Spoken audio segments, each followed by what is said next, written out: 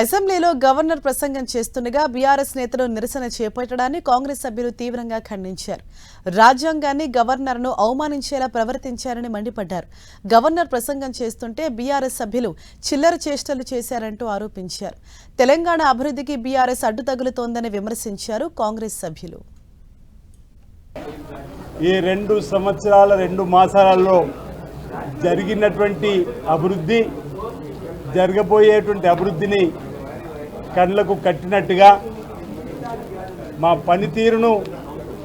పనితీరుకు అద్దం పట్టేలాగా వారి ప్రసంగించినటువంటి ప్రసంగాన్ని ఉన్నటువంటి తీరును జీర్ణించుకోలేక బీఆర్ఎస్ పార్టీకి సంబంధించినటువంటి నాయకులు పేలవంగా విమర్శించేటువంటి పద్ధతి మంచిది కాదన్న మాట సందర్భం చెప్తూ, వారికి గవర్నర్ గారంటే గౌరవం లేదు, చట్టం అంటే అంతకంటే గౌరవం లేదు.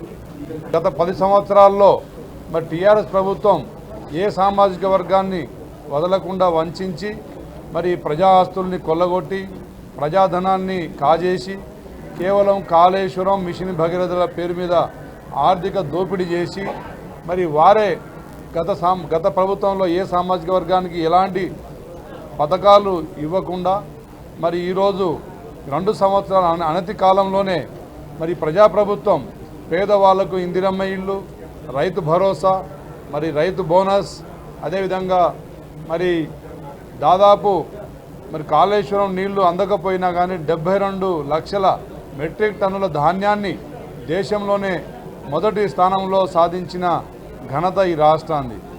అది leaderless party, illegal party, eagle టీంకు దొరికే లీడర్స్ పార్టీ.